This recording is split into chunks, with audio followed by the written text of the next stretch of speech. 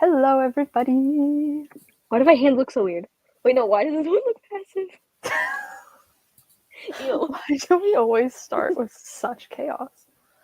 I don't know. It's just on brand for us at this point. It really is. But welcome to our January live show. Yes. It's a little late. A little teeny bit late. You know what? We both got sick. It's fine. Yeah. It's all good. Still on the mend as well. Yes. But we read Lost in the Neverwoods by Aiden Thomas. I love that I'm always the only one who has a physical copy. I know. I'm either library or audiobook is how I mine read. I literally pre-ordered this book when it came out in 2021. Oof. Wait, was this a first read for you? I was trying to remember earlier. Mm-hmm. Oh wow. Yeah, but 2021 I pre-ordered it because it was coming with the signed book plate, but it was also coming with a signed book plate for A Cemetery Boys. Why is so loud outside my room? Oh, I can hear it. I couldn't hear it at first. I literally. Okay.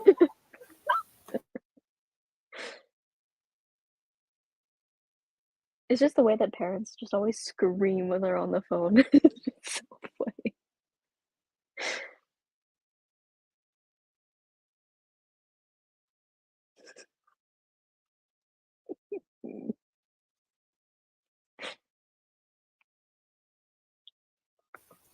So funny. I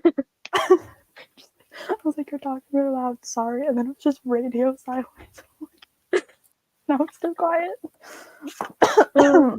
Anyways, so yeah, I really wanted the signed book plate for Cemetery Boys. It also came with art prints for this book, so good. Nice. Good times. But yeah, so we read Lost in the Never Boys, which I'm just so excited about because like the Never Boys. God. You said that one. I didn't even know it. The Neverwoods. I don't know where that came from. Oh my gosh. Like I'm trying to think, and like I didn't look down at a note that said boys or anything. I think it's the Cemetery Boys. You got them mixed up in your head. You're so right. Oh my god.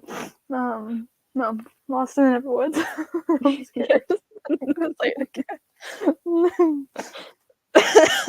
Never Boys. You know what? It's fitting though, because the Lost Boys are not called Lost Boys, which I did write a note about. Oh my god. I'm so sorry, guys, that I'm coughing all the time. It's a lingering cough. It won't go away. And I feel like because I was just laughing a lot, it's making it worse. It angered it. It really did. It was like, how dare you have fun? Let me remind you of your pain. Chaos. You're silly. But yeah, so do you want to talk about our general, just very vague thoughts about it before we really dig in? Yes. You can okay, start. So overall, I loved this book so much. I wasn't expecting to enjoy it as much as I did. I feel like we have to also mention that you just finished it today. Oh yeah, I just finished it this morning. So, which I feel like has been like a common thing for like our book club books. It's like I don't finish it until like the day of or the day before. I don't know why I put it off so much. I like to leave it till at least the last week of like each month, so I can hopefully be as like fresh as I can. Yeah. But I also did not read this till February because I got sick. So yeah. But I still read it like weeks ago now. So it was my first book. Yeah, she was like, "Hey, are you gonna be done soon?" Yes. But you got sick. You got sick after me, so I did. Yeah, it was horrible. My cough just went away. I think yesterday I was like on the very like edge of like being free. Every time I think I'm free, it comes back with a vengeance. And it's like, it's like you thought wrong. I'm just gonna put this here. But yeah, I'm really glad. I really loved it. Yes, it was so good. Brittany, like right before the live show, she said she went on Goodreads for something, and she's like, "Oh my god, your rating is right there." I gave it 5 out of 5. It was a good time. like I knew you enjoyed it, but I don't think I was expecting that 5 stars to just jump out like that. It was like a little bit like a jump scare. I was like, oh, you loved it Yeah. that much? That much? Like I also really enjoyed it, but I don't think it's 5 stars for me. But I was just love that for you.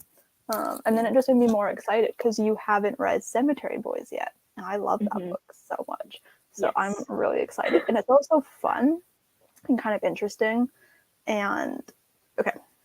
So Cemetery Boys was technically Aiden Thomas's debut novel. But he actually wrote Lost in the Neverwoods first. And this was supposed to be his debut novel. And then they decided that Cemetery Boys would actually work better as a debut, which I agree. And so reading this one, since I did read Cemetery Boys first, I was like, these feel so different to me. And I think Cemetery Boys is better, but you read Lost in the Neverwoods first, right? And so that you're technically reading it in the order of that which was written. And Lost in the Neverwoods, it also only came out like maximum 6 months after Cemetery Boys. So I'm assuming most of it was like done. Like completely like done before Cemetery Boys came out. Oh, right? That's so cool. I didn't know that. Yeah. I don't remember how I found out, but he was like talking about it at some point back when like they were coming out. So I think it's probably for the best that you read Lost in the Neverwoods first. Because the writing like does get better, at least from my memory, because I did read Cemetery Boys when it came out in 2020. So I don't know. I just think it's funny because Peyton also, she read Lost in the Neverwoods, and I don't even think she's read Cemetery Boys yet, but she also loves this book. I was like, that's so interesting to me because I also loved it, but I feel like I don't love it on the same level as like you two do. Like I do really love it, but it's just like Cemetery Boys is so special to me. Yeah. I think it's because it like kind of set the bar first, so like I also had like that level.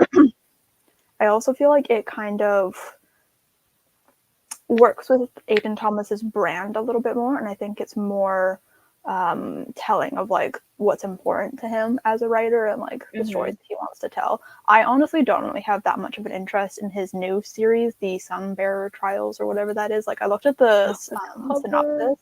The covers are gorgeous.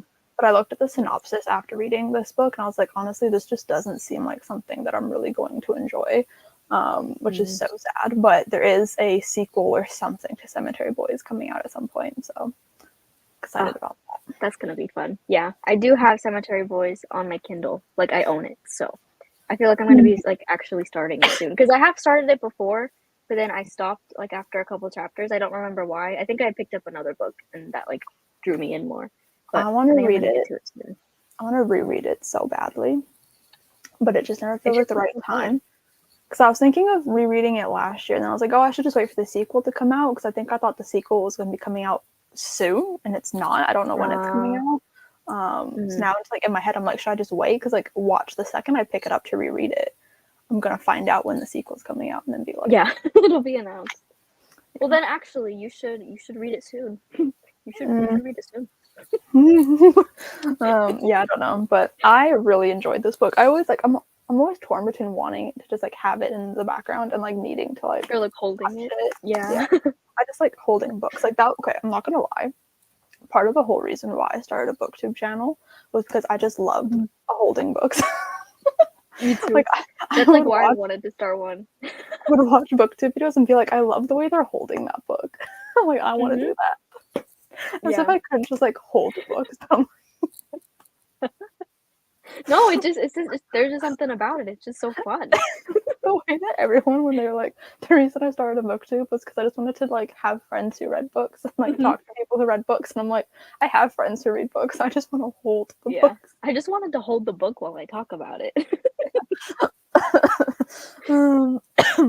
Yeah, that's one of the main reasons why I started mine too. Because it's just so fun. Like it's just and that's why we're soulmates. Literally, we're on the same brand of crazy and weird. Yep. Like if that does not prove you that we were just meant to be, I don't know what will. I know. Yep. Oh, also, it's so fitting. That little Peter Pan and Tinkerbell behind you. Oh yeah, should I move them to be? I'll move Boo. Oh, they're normally with this book, but I have Stranger Things Funkos. on that shelf that I just think. I never know how to move my head. Yeah. I think they just I look see better them. there. But yeah, I'll put them there. Oh, they're so cute. We are 10 minutes in and we've barely spoken about the book. Okay. So I love the whole concept of this book. I think it is so unique and fun, and because it's not like a fairy tale retelling, but like it kind of is.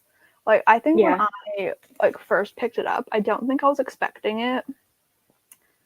Like I was like, oh, he just took like the names of the characters and like that's it, right? And he's just like doing his own thing.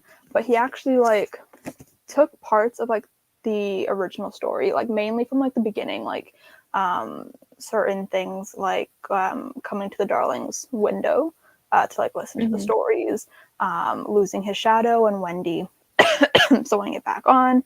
But then he like kind of changes things and bends them to work for this new narrative that he's telling.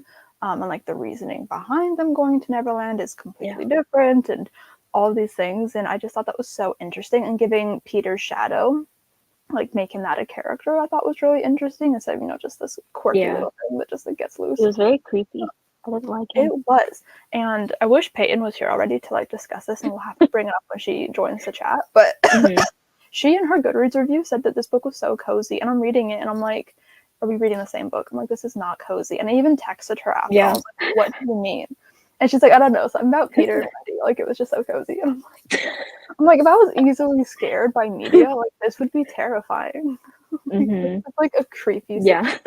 And she's like, cozy. It's like, so cozy. I could picture her holding this up in a video and be like, this is a cozy fantasy. Like, honey, no, it's not.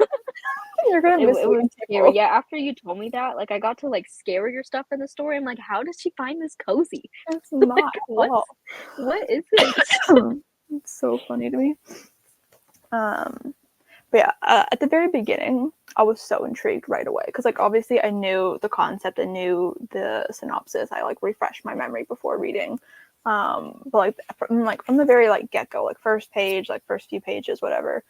Just the whole concept of her and her brothers like disappearing, but then her returning alone after 6 months. I was like, what's going on here? What happened? How did this happen? How does nobody know what happened?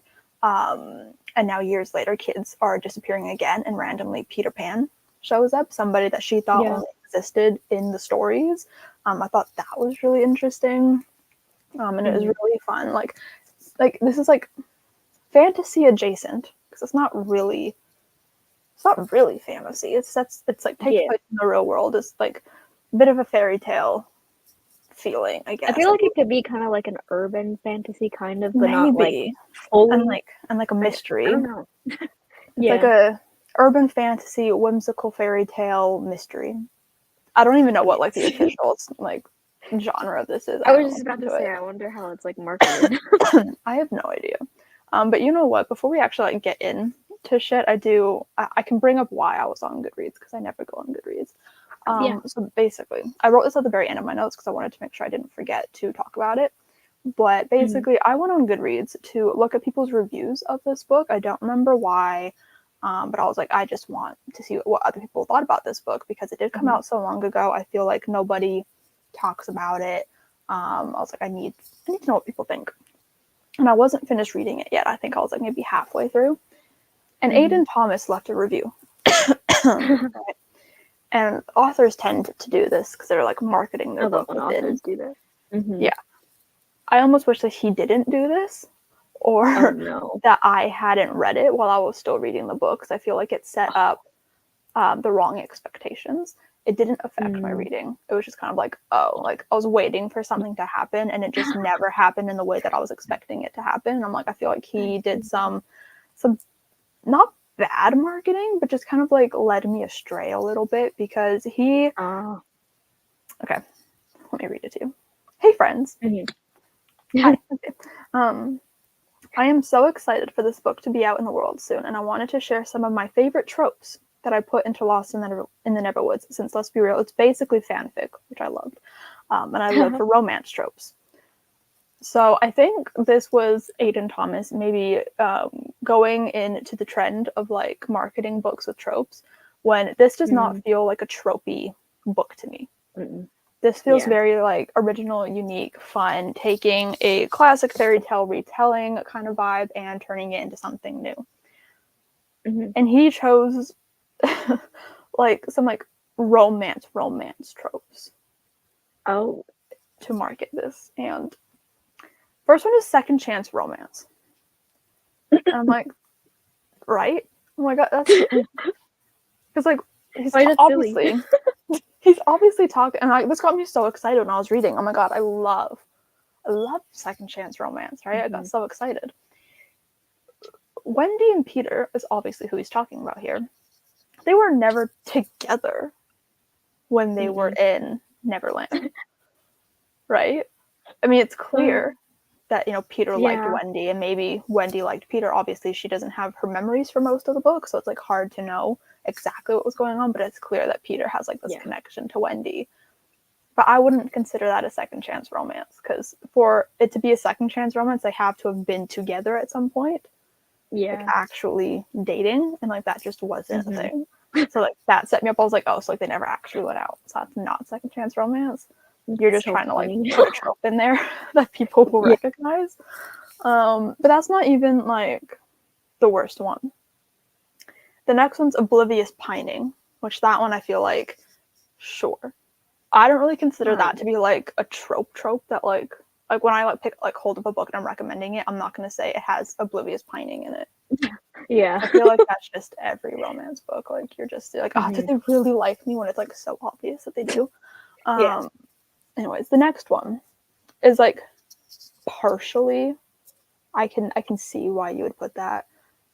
So it's forced proximity / there's only one bed. Which fair.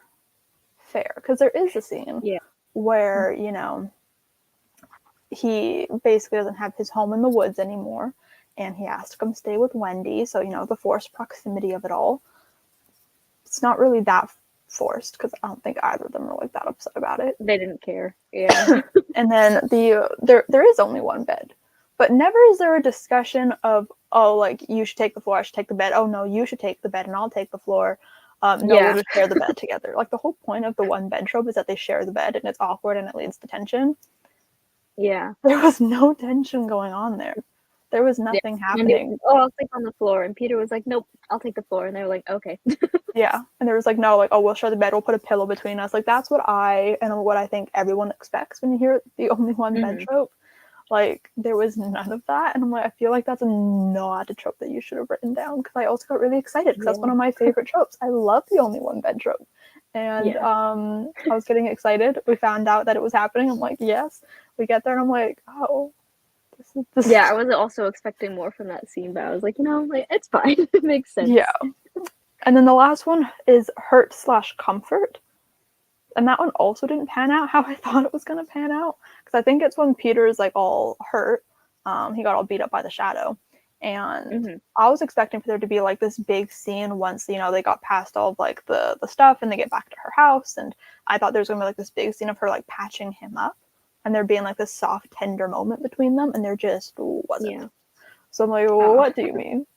So I just feel like... Okay, I'll be right back real quick. You can keep talking. I'm going to help Dev by.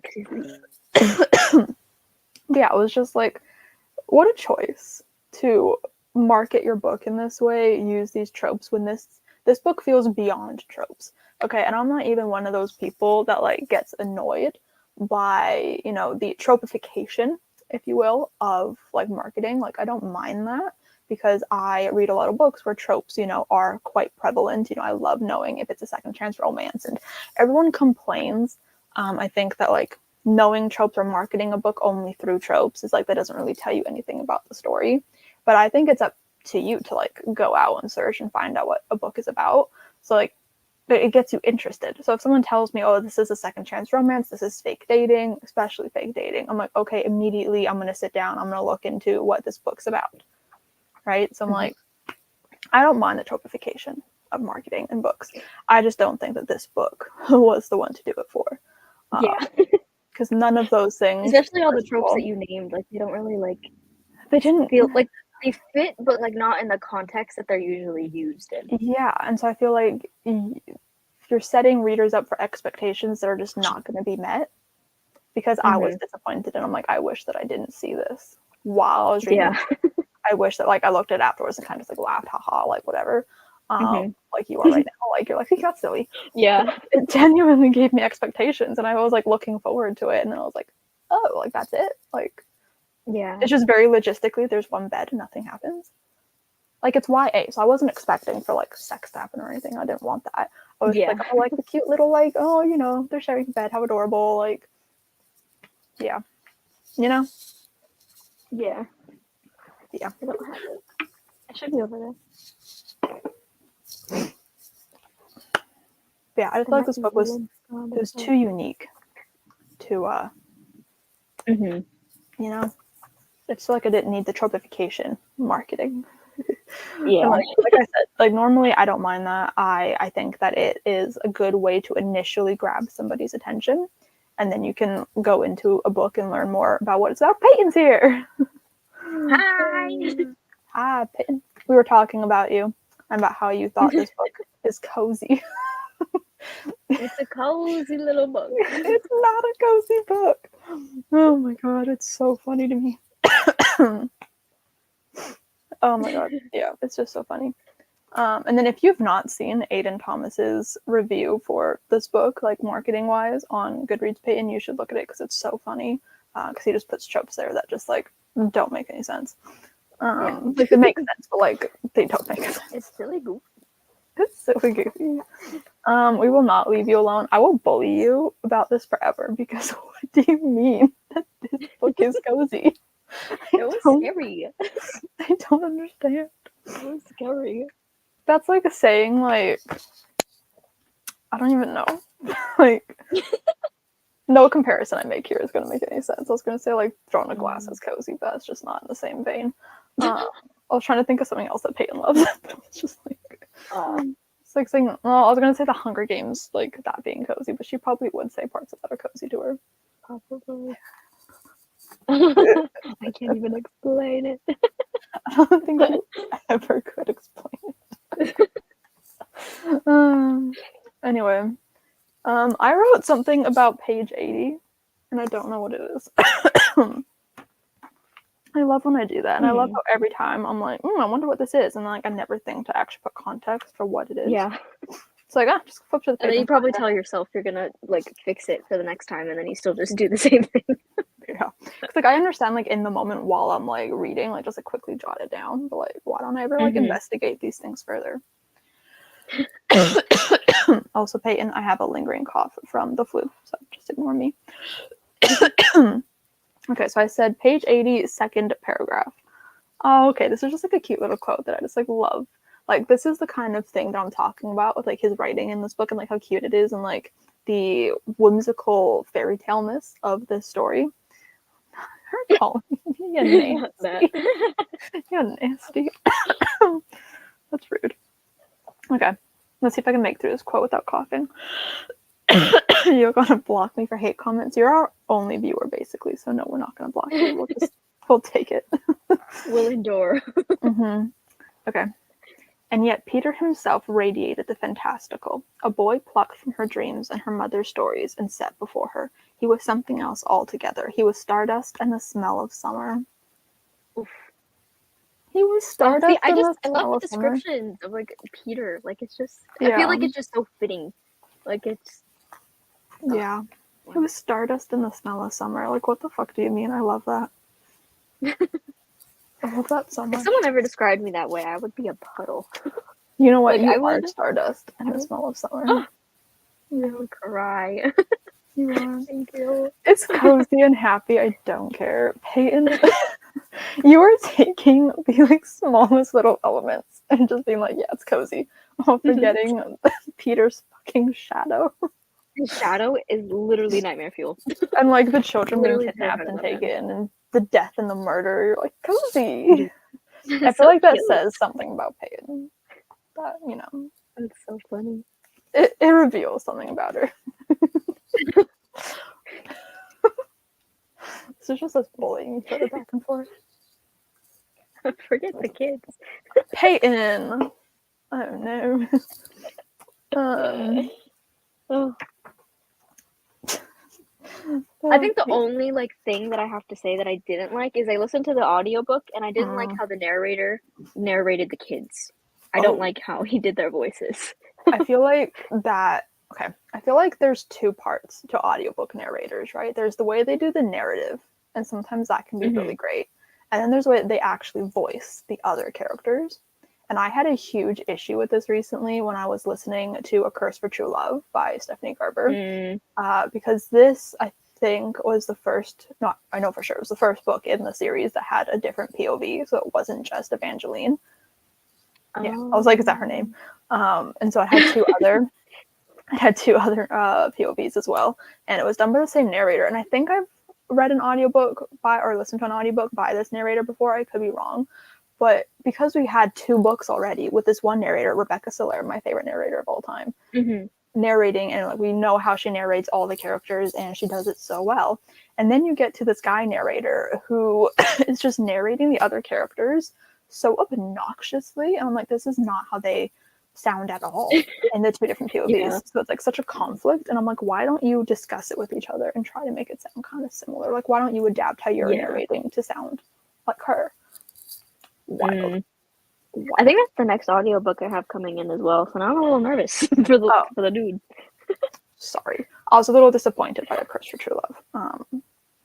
So I think a lot of people were, but it was still good. It just like choices were made. Anyways, so I do feel like narrators can make or break with how they narrate other people, and I do feel like children would be hard. Yeah, I obviously can't say anything because I did not listen to it via audiobook.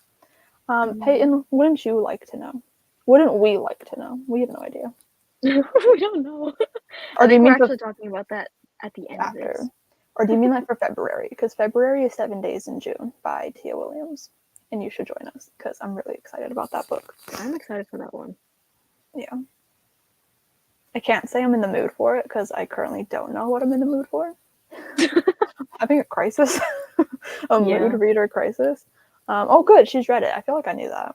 Good. Then you can join our February discussion as well. Yay. I'm excited for that one because I know books with Chloe. Well, I guess she's Chloe Bunny now. She really likes that book. Oh, does she? And just like what I've heard about it. I think Pages of Haley.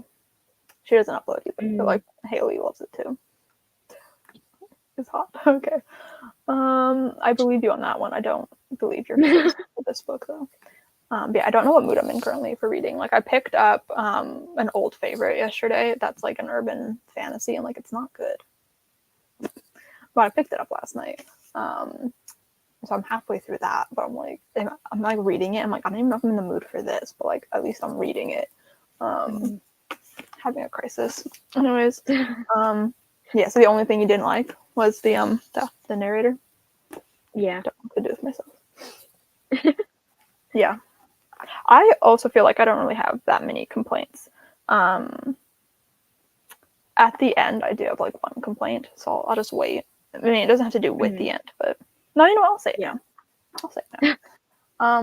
One thing I was like disappointed in, and like it didn't affect my overall feelings of the book, or I don't know, just left me feeling a bit unsatisfied because I love Peter Pan, right? Let me give you my history with Peter Pan. Okay, don't like that book. The original, like I also don't know what he was following with this. I don't know if he was following the original novel by J.M. Barrie, or if he was following the Disney adaptation, or if he was following the 2003 movie, or if it was just like all of them, like an accumulation.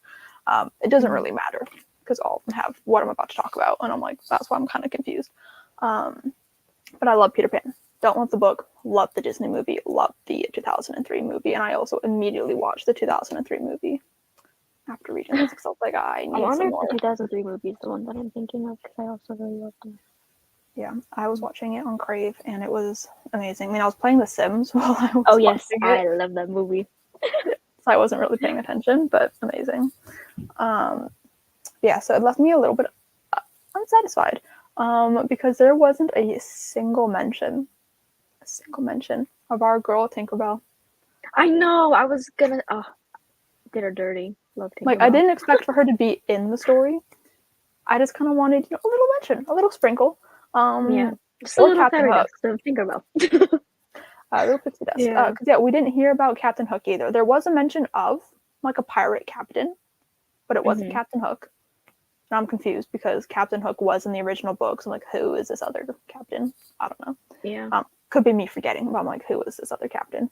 But where is Tinkerbell? Because they did mention pixie dust, but it was kind of like pixie dust is just a part of him. It's just like in him. Yeah. And I'm like, he is pixie dust. I'm like, where's Tink? Where's Tink? Yeah, I love her so much. And I think the whole book I was waiting for like just like a little mention of Tinkerbell, just a little something something. So yeah. something that I was thinking about, something that like didn't like overall affect. Like imagine my whole experience was like tainted by like no Tinkerbell. That would be so. But Tinkerbell like, if I was that petty, that's like the level of petty that my mom would be, because Tinkerbell's her like favorite character ever. Like she has everything Tinkerbell. She loves Tinkerbell. All about the Tinkerbell. Yeah. She wants a Tinkerbell tattoo. She hates the Tinkerbell movies because Tinkerbell is not sassy enough. Doesn't get angry enough. Whereas I love the Tinkerbell movies. They're so cute. And you know what? I ship Tinkerbell and Terrence like you would not believe. Like I've got fan art saved for that on Pinterest. And every time that I remember that Terrence is voiced by Jesse McCartney, I giggle a little bit because it's funny. It is silly. It's like so. I didn't even know that factoid. I was looking it up the other day. I don't know why. I think I was looking up some other actor and they happened to be in Tinkerbell and I wanted to know who they voiced, so I clicked on it. And then I was like, this cast is wild because like Mae Whitman is Tinkerbell and Raven Simone is Iridessa. Oh. And then I think it's Lucy Liu is Silver Mist. I'm like, this is crazy. I'm like, what's going on here? That's wild. They got like everybody. Yeah, it's a star-studded cast. You know what? You reading a lot of fantasy does not surprise me. Are you gonna reread 7 Days in June then? Or are you just gonna like go off of the vibes? I'm in a fantasy mood, I feel like, but none of the books on my TBR are like fantasy books that I want to read at the moment, except for a few that I am specifically going to read in March. So like I'm waiting for March.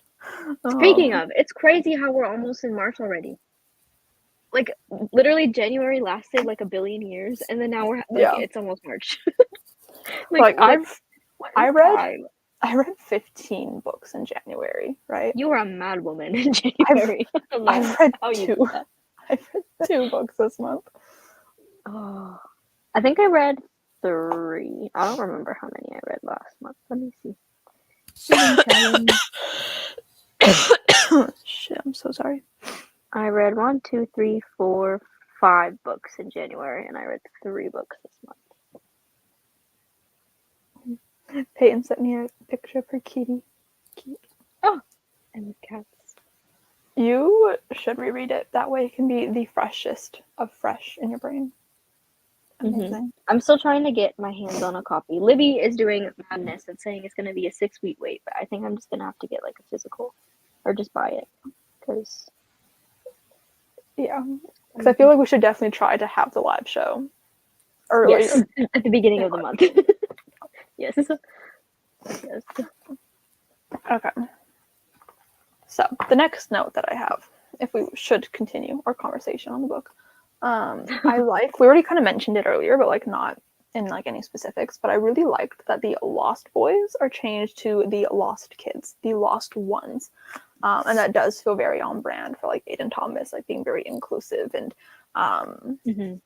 just not being, because it's weird that it was just specific to boys in the first place. Boys. And like there was no other girls in Neverland really, except for like the mermaids and like Tiger Lily and things like that. But it's like interesting. And I liked how like in the book, like it was saying like it's like, because like before, like Wendy was the only girl that was in like what is it called? Neverland? I almost said Netherland. But then in this book, it was mentioned that she was like the only alive girl in Neverland. So that's why it set like everything off. So I was like, I like that.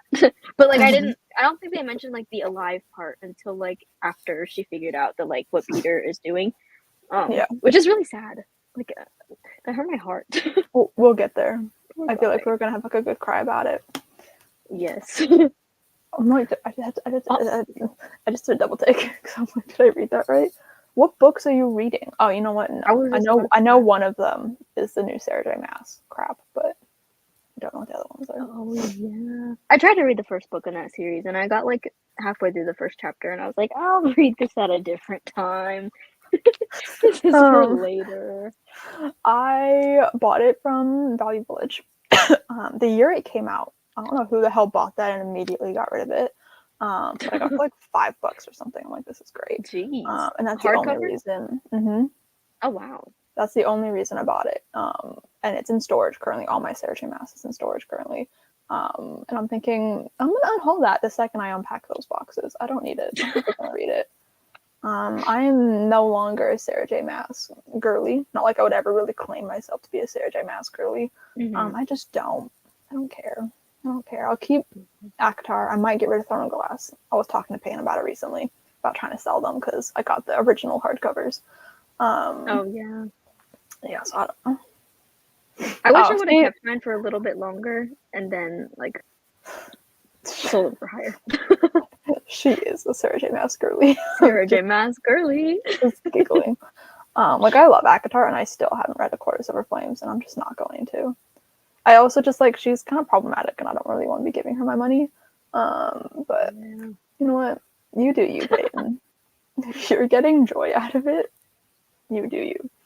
Be not happy. For me. Live, laugh, love. I had an impulse. I had to go for it. Okay. Thank you. Another note. Bottom of page 332. So I guess we're jumping from page 80. Page 332. The jump. I think it's because I got really into the story that like I wasn't even thinking about taking notes anymore. I was like, book. Someone outside is singing so loud. They're popping off. I cannot hear any background noises you ever have. Unless like it's a dog barking really loud. And you can hear every minuscule thing on my end. I don't know how. Like you can always hear like Boots is like meowing. And I'm like, how do you hear that? Like I can barely hear it. Like you can hear my mom talking. It's so funny. You read. Oh, I want to finish out that series, but I don't know if I'm ever going to. Try the audiobooks because that's the only way that I was able to finish them. Because I own all the books, right? And here's my mistake. I like the first book. It's not like anything revolutionary, but it was like entertaining, right? I loved it when it first came out. I liked it upon rereading. Like it was still good. I met Victoria Aveyard. Okay, and I met her for the final book, Warstorm. And I believe that we could choose which one we wanted personally signed. Normally, I feel like, I mean, it's been a long time since I've been to a book signing, but I feel like normally you get the one that's coming out personally signed. But I feel like we could choose which one we put a sticky note in. And I wish, I wish that I chose the first book because now I'm like, I can't get rid of these because I didn't love the whole series. I like definitely like fell off of it after the first book. And so I'm like, I would keep the first one, but I'm like, the last one is personally signed to me. And I have such an issue with getting rid of personally signed books. Like I still have Zenith stowed away. I do too. I have 2 copies, like signed copies of Zenith, and I can't get rid of them. Yeah, like I don't even know where it is. I also have New Moon by Stephanie Meyer, personally signed, stowed away somewhere. Don't have it in me to get rid of that either. But yeah, crazy. So now I'm just stuck with the Red Queen series. It's with you forever. No, and those books aren't small like the last 2. They're huge. How much money did you get for that? Who's buying Zenith? Sorry. That was mean. Okay. Bottom of page 332. Oh, no, this one's sad. Oh, no. Why would I do this? Now I gotta read it. Oh, great. Okay. So this is, when she finds out, which we'll get to in a second, when she finds out about John and Michael and everything that happened. I'm sad. Okay. She wasn't the only one who John and Michael had been ripped away from. Her parents had suffered too, and still did. Wendy hadn't just lost her brothers. She'd lost the soothing touch of her mother rubbing her back when she was sad.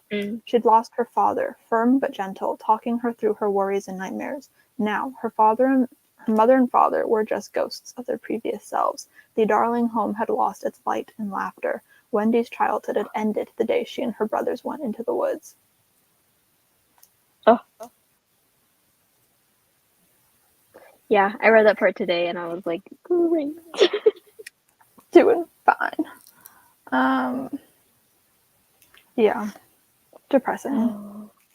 I feel like most of my thoughts do have to do with the ending.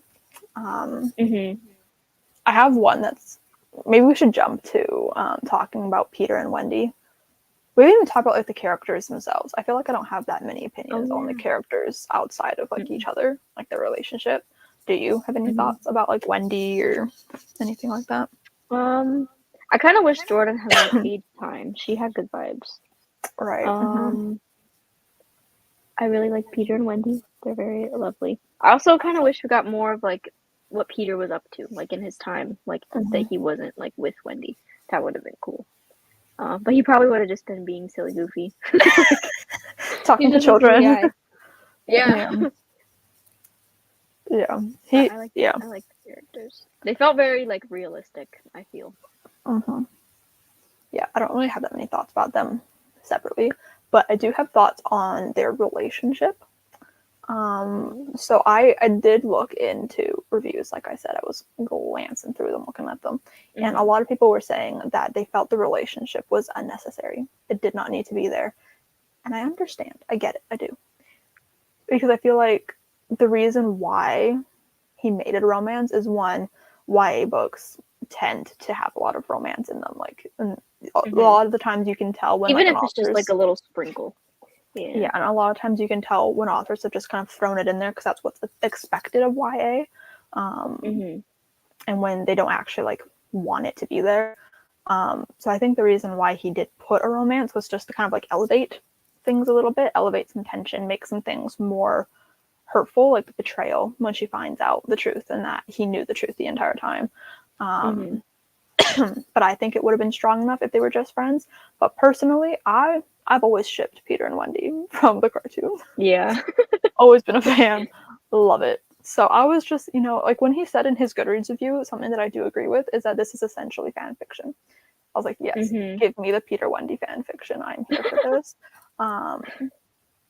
Yeah, so honestly, I was here for it. It was sweet. It was cute. I really enjoyed those like little lighter moments, and I feel like it would have done, just as well as Friends, because they didn't really do anything like romantic till like the end anyway. Yeah. So I feel like it would have been fine as Friends, but I do like the little extra sprinkle, the little extra, sweet moments of them like liking each other and like the little tensions with that. Although I do feel like I kind of wish it was just upped a little bit, like the whole one bed trope thing. Like why? Yeah. Or like the second chance romance. Why did you say that it was that? Because it's not.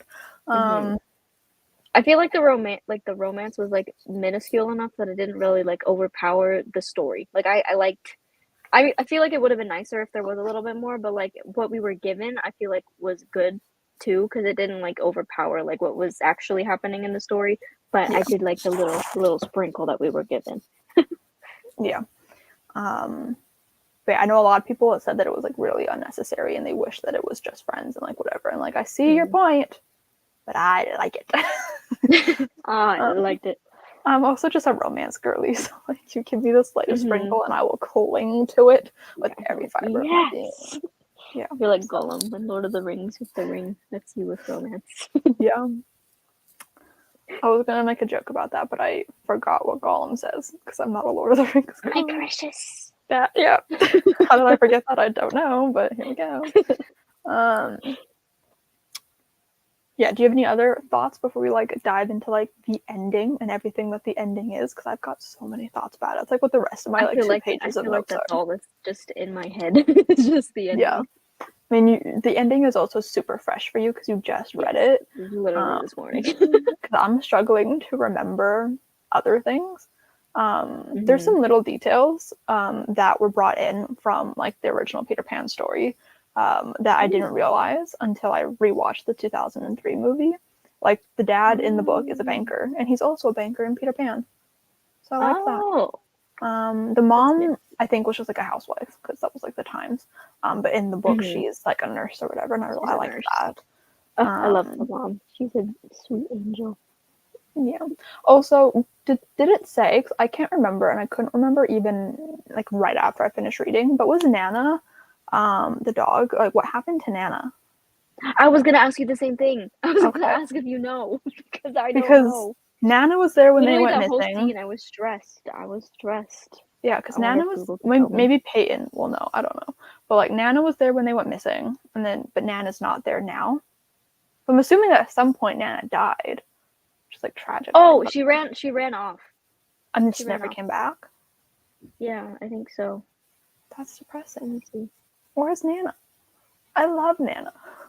Every love time her I think too. of Nana, I think of in the cartoon when little Michael puts some pixie dust on Nana, and then she's just kind of like. She's always like chained down. One of the first things that comes up is in all caps. What happened to Nana?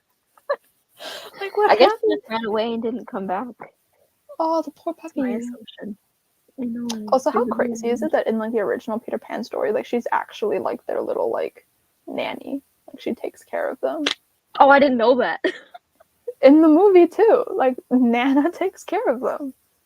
Oh yeah. Yeah. Mm-hmm. And like they specifically like talk about it in the 2003 movie, like it's all like in the narration. Like she's like the best nanny, and then like they have like this aunt or something that comes over, and they're like, a dog is not like a nanny. Like this is not good. They got to get rid of Nana. Which I think even in the cartoon, the dad's like, we got to get rid of Nana, and that's like why Nana goes outside. So like you're not protecting my children or something. I don't know. Oh, I thought you meant like an actual person. Like then they just adapted her into a dog. No, like, I thought you meant, like always was a dog. Always. Oh, that's crazy. I'm pretty sure even in the original book, which I have not read since I read it from my Captain Classics video because I did not like it. Which is tragic. It's tragic because I own a really cute little puffin in chalk edition. Oh yeah. Yeah. Anyways, the ending. Yeah. So I cried. Big time. Oh yeah, me too. I was a little mess. And I wrote down that I should have seen it coming, that John and Michael were dead. Like that is something that's like obviously.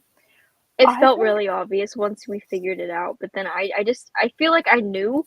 I just didn't want to accept it because I'm like, oh no, they're just chilling. They just decided they wanted to stay in Neverland. They're just lost boys now. Like I wrote down that I wanted to be really optimistic. I was like, I didn't let myself consider them being dead as an option because it was too heartbreaking to think about. I was like, no, they are in Neverland and they're just miserable. Yeah. And they're like, they're being taken by the shadow, and like, when the shadow is like, I never had them, I'm like, you're lying. Like, obviously you have them. I'm just like, such a liar. Yeah, I'm just like, there's no way though that like they're dead. Like I didn't let myself, like I thought about it and I'm like, no, like I shut the thought down. I was like, absolutely not, they're not dead. They have to be alive.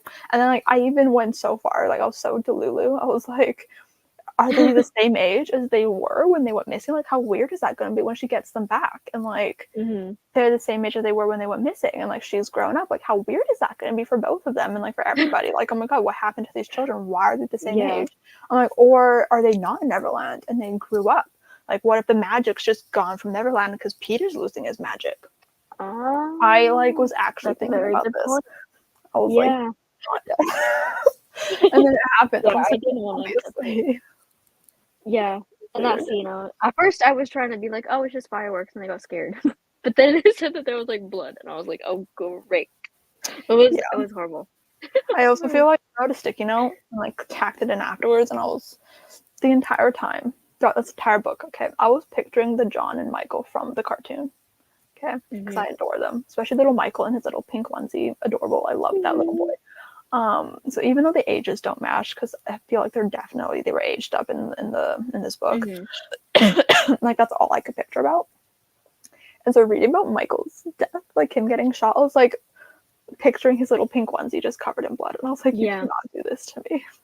Like that's all I could picture, and it just made me harder. And I'm like, I'm about to cry now. I'm like, what do you mean, my little Michael boy? My little Michael boy. I feel like it was so cruel. Yeah, Like, I feel like I'm still in denial that they're dead. Like, I don't want them to be. Like, that's no, just they so sad. can't be. They were robbed They just because of a will. drunk man in the woods. Oh, that I was not Dude, and expecting. and he's his dad's like not his like Wendy's dad's coworker. Like they work And together. neighbor, yeah, all of it. Yeah, and he went out looking for his kids because like he knew what it was like when he lost his kids, but it was because of him. Yeah. That I didn't actually write anything about that down. made me angry. All I wrote down was finding out that Wendy saw her brothers being accidentally murdered, and then also finding out that it was by your neighbor, right? It was so heartbreaking. Yeah, that was awful. And then I also wrote down that I love, and it always hurts, right? When a character goes through something so traumatic that they block it from their memory. Like their brain is trying to protect them, being like, you don't want to know this, right? And so like the entire book, she can't remember. She's mad that she can't remember. She's like, if only I could remember. And so like we also don't know what happened, what she saw, what was going on. And we find out, and it's like, how like your mind is so powerful, because that does happen in real life, right? Yeah. Like you go through something traumatic and you just like black out, like you don't remember it. And that just makes me so utterly heartbroken that like she witnessed everything, saw everything, and just couldn't, like she was just there wouldn't when let it herself happened.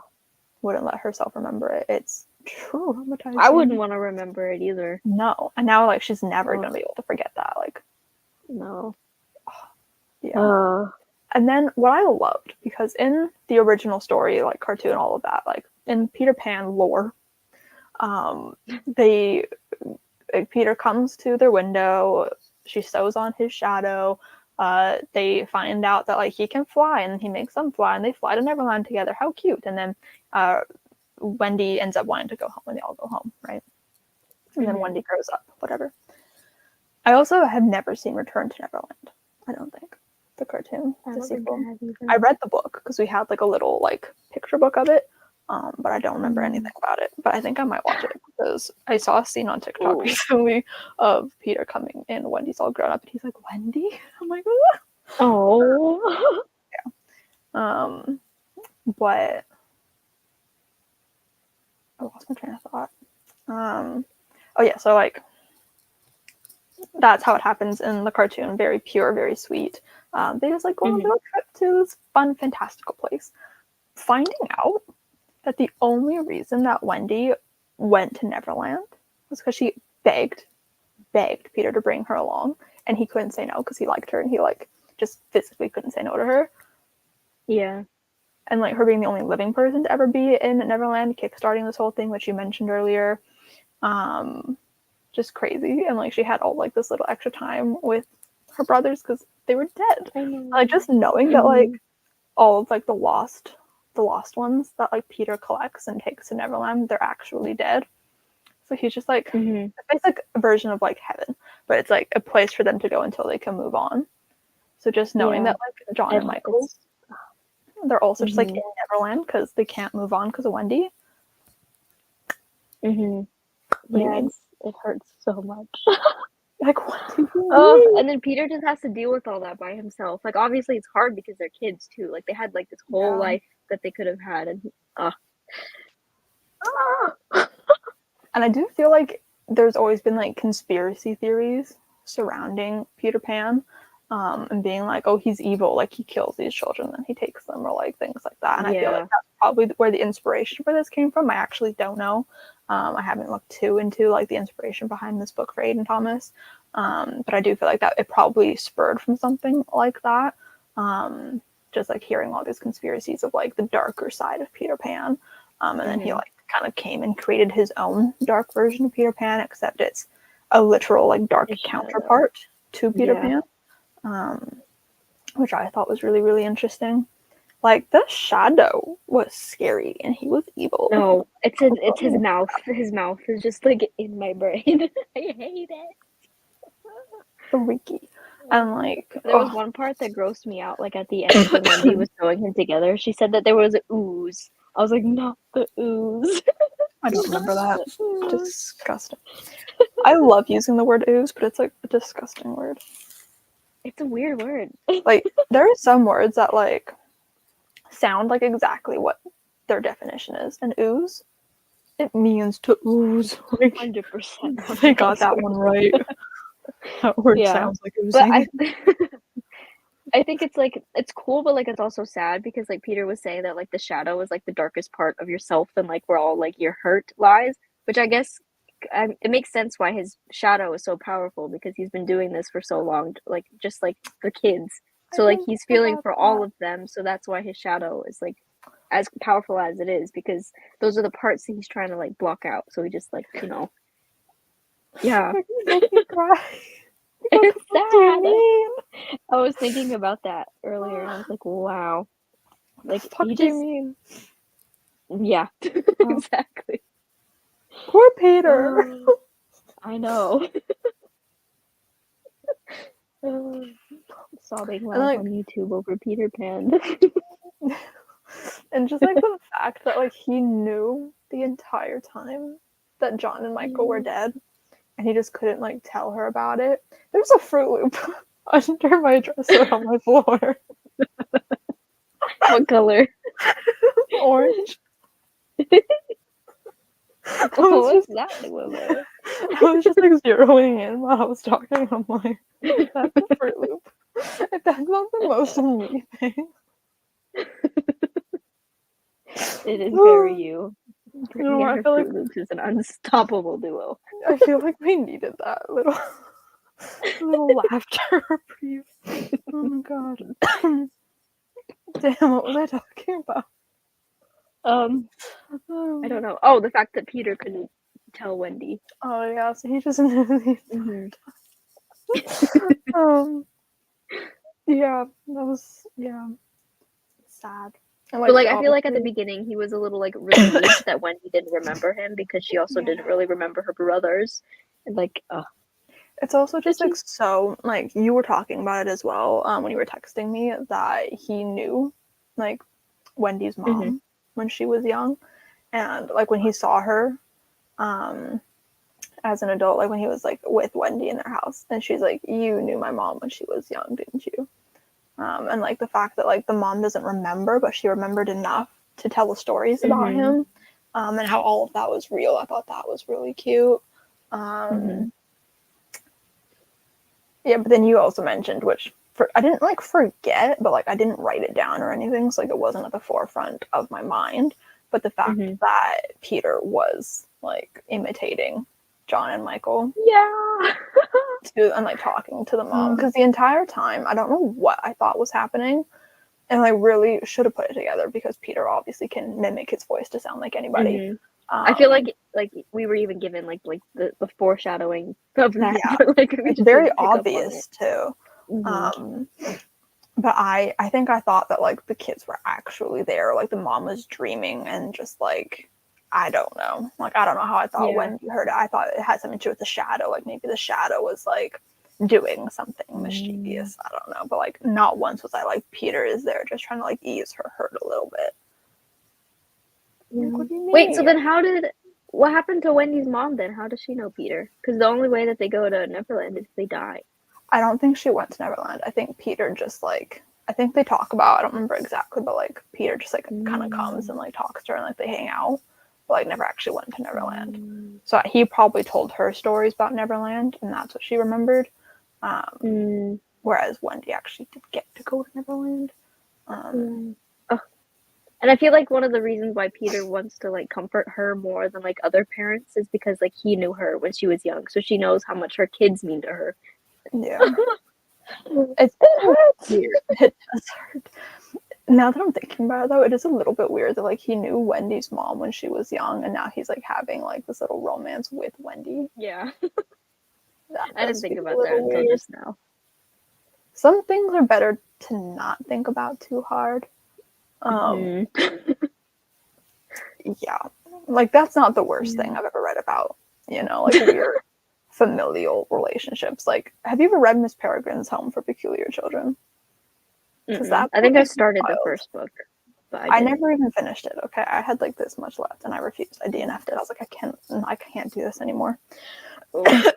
So basically, from my memory, at least from what I can recall, which I do tend to remember more about books that I don't like, which is a cruel thing. I hate that. I hate that. Like, I can still recall like exactly why I hated a book that I read a decade ago, but I can't tell you why I loved a book I read yesterday. Miss Peregrine's makes me sick. Thank you, Peyton. It also makes me sick. So basically, there's like this whole like weird like time warp thing going on where like the main character, I don't remember what his name is, but he can like go into like this part of like this place, and it's like Miss Peregrine and like these like orphan children or something are like stuck in this like time warp where like they're just stuck in this one place in time. And basically the main character's grandfather tells him of this place, and like he like talks bad, tells him stories or something. So the kid goes to this place, finds this place, and he starts a romance with this girl who was literally dating his grandpa when his grandpa was a kid. So you're literally falling in love with your grandpa's ex-girlfriend. Like, realize that she looks your age, but she's been around obviously that long and like dated your grandpa, and like that's like a common thing, and you're just like, okay so with that, weird. right? I'm like, can't get behind it. It was also just so boring. I couldn't do it, which breaks my heart because like I love Ransom Riggs because like he's Tahara Mafi's husband and like my favorite thing ever. Can't do it. If he ever writes something outside of Peregrine's, I might give it a chance. But I don't think he has. I don't think so. I think I don't think I've ever.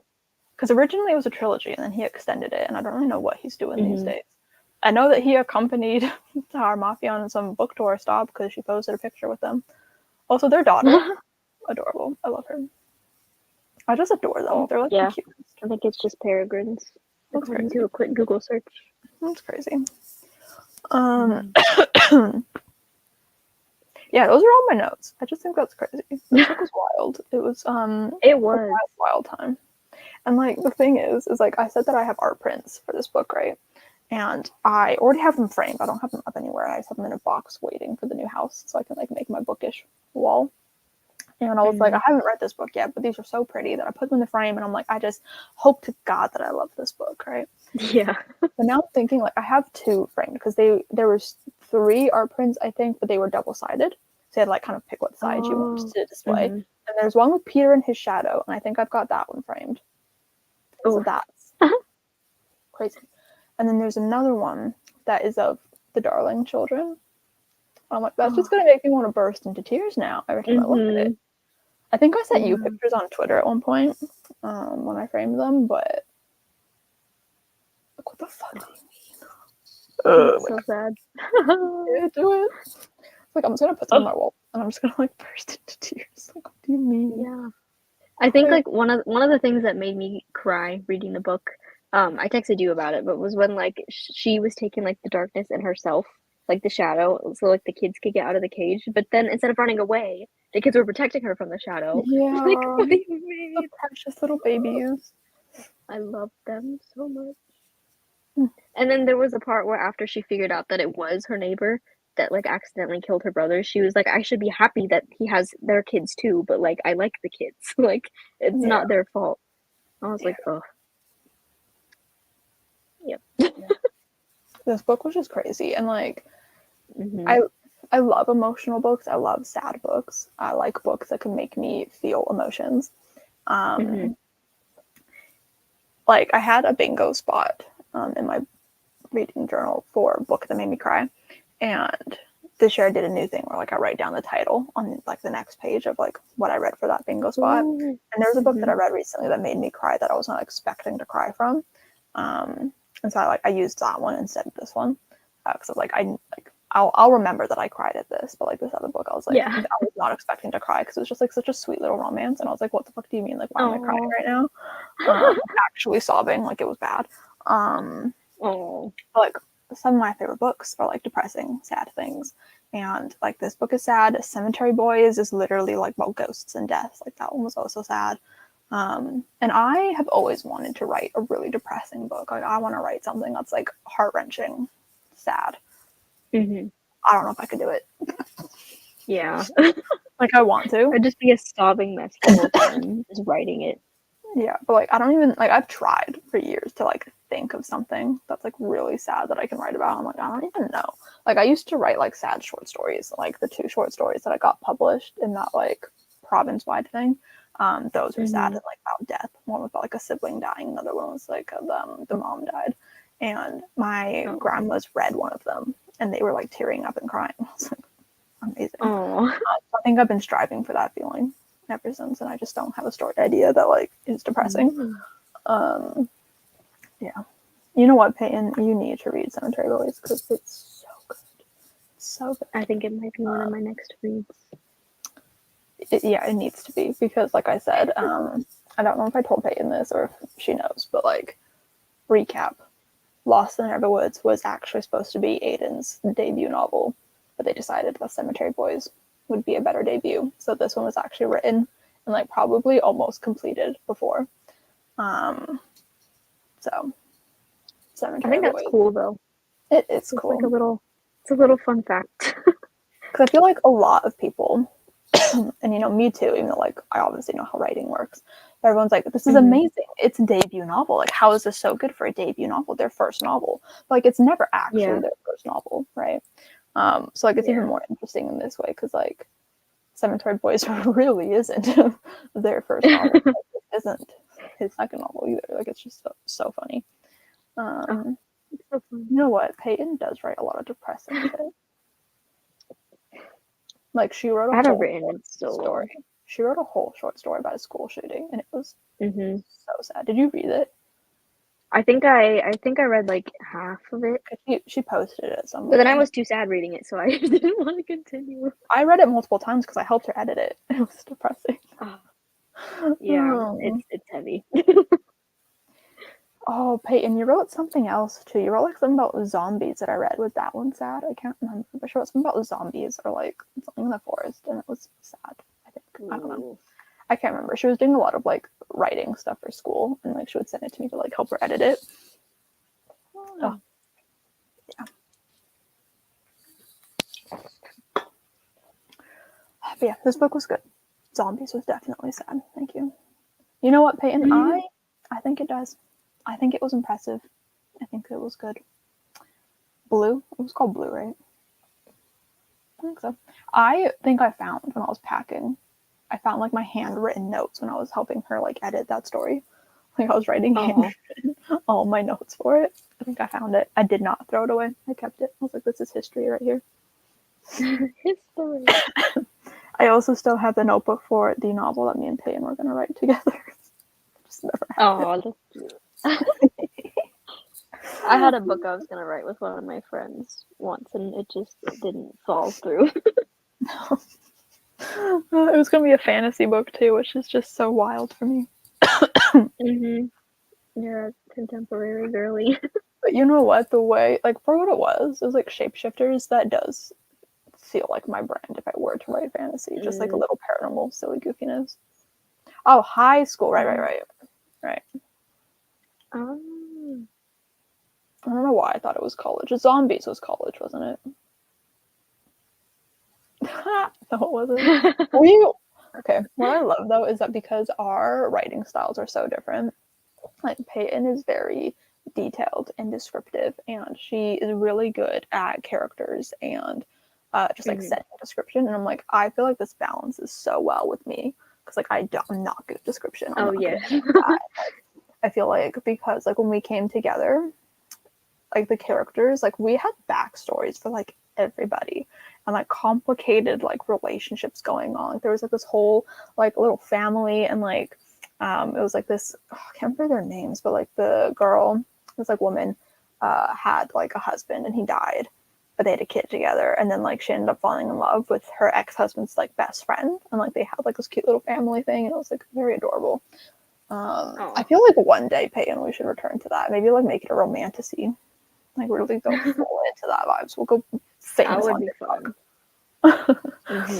And like our main character's name was Aurora. Okay, I was gonna say what was the love interest name, but his name was Pierce. His mom's name was River because she loved water. Oh my god, that was stupid. That's silly. Oh, let's do it. I feel like that would be The very. hottie was Pierce. He was very hot. I still have all of our joint Pinterest boards. Was it actually why? I don't remember. That sounds like something we would do because that was like such a big thing on YouTube when uh Red Rising, is that what it's called? Where it was like everyone's like, oh my god, he's like the hottest author. I don't think I know what he looks like. Oh, he's attractive. I remember he like Tasha had a huge crush on him, Natasha.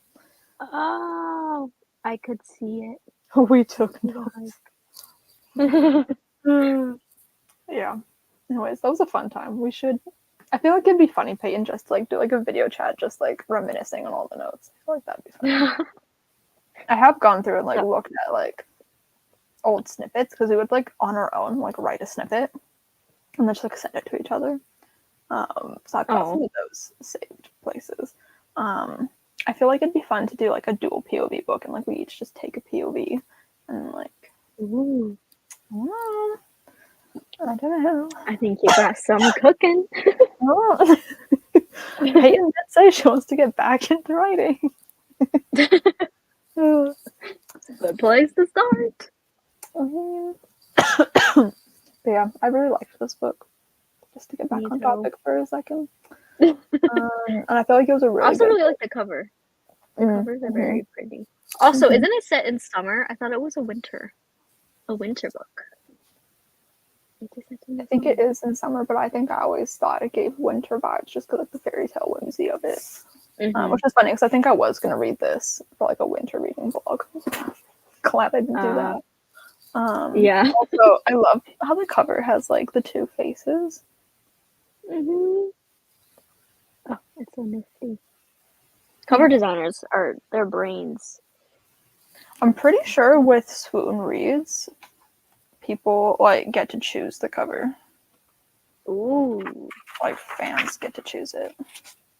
Or they choose what gets published because on the back it says check out more books chosen for publication by readers like you. But I'm pretty sure there was like, I don't know if it was for this one, but I think for Cemetery Boys there was like a poll or something where they could like choose which cover they liked best. I could be wrong. See, I didn't get the pin because I was in Canada, but I do have the book plate and I do have art pins. What's but the I think I do remember that there was a pin. For I think he says in his Goodreads review what it was of. There's no picture of it, but glow in the dark enamel pin. Ooh, but of what? But I had to do the international. Imagine it's the shadow. I wouldn't want that pin. I wouldn't want it. Oh, the acorn. The acorn. That's cute. Oh, love the acorn. See, what I love, because he probably did that pre-order himself, so appreciate what he does. But I love when publishers do the pre-order campaign, because like Marissa Meyer, for example, because her publisher, which is the same publisher, he's just under a different imprint. But when they do pre-orders, like they actually do give like physical things. Like I got an instant karma pin. And I was like, if this was run by the author, I never would have gotten this. This is amazing. Yeah. Oh. Did Peyton send me a picture? Oh, she totally did. I just totally guessed that. Let's see. Stop, it's so cute. Stop, that's way better than I thought what it was going to be. Look at that. Oh, that's stunning. Right? That's like 10 times better than I thought it was going to be. Wow, I hate that I live in Canada, but I also love that I live in Canada. Anyways, amazing, adorable. I wish I had the art prints with me. And I don't feel like scrolling on his Instagram to try to find it, but they're really pretty. They're really pretty. Very pretty. Very pretty. So, are we done? I think so. I probably could have said that more eloquently. Yes, I think that's all that we have to say about this wonderful book. I do think it was a good book to do for the book club because I feel like we did actually have a lot of things to discuss. So that was good. But the book for February, which is coming to an end very soon. Very, very soon. I don't have it. It's at the very top of my bookcase, so I'm not going to grab it. But 7 Days in June by Tia Williams. It's a romance novel, and I'm really excited about it. I think it's going to be really amazing. I've heard that it's super cute, super romance heavy, but it's also like really emotional and has like a lot of like other like heavier topics in it too. And that just has me so excited. That's like my favorite things of like super cute romance and like hard shit. You just mush it together. Give it to me. I'm excited. The best sandwich. The best sandwich. Love a good like book sandwich. You had some trauma in there. You had some cute kisses. Yay! Amazing. You ever do things and you're like, the second you finish doing it, you're like, why do I do that? Yeah. like instant regret and embarrassment. All the time. Anyways, we're gonna jump off of here and do a quick brainstorm on what our March book is going to be. So that will be announced hopefully very soon on our Twitter, which is always linked down below. I don't know what I'm doing with my hand. Alyssa's channel is also linked down below if you guys are not subscribed, to which you definitely should be. She just posted a Kindle review, which I clicked on so fast, even though I am not a Kindle girly. I will never be a Kindle girly, but I'm like, I completely forgot that I uploaded, and then I got the notification that you commented. I'm like, oh yeah, I forgot I uploaded a video today. Like, I needed to hear you talk about your Kindle because I know how much you love it, but I'm like, you're not gonna. I love it so much. One day I might. One day. No, although I have considered potentially checking out like renting an e-reader from the library because I just found out you could do that. And I might do that when I go. Could do that. Yeah, I don't know if every library does it, but mine does. That's cool. Peyton's a Kindle girly. That's good. I know she is. But I might like loan one from the library when I go to Toronto in November because I am gonna do everything in my power to not check a bag because that stresses me out. Like I need to be in control of my luggage. Checking a bag is I need to know where my luggage is. Lorena's gonna chance it. I'm like, no way. What if they lose my luggage? I'm not doing that.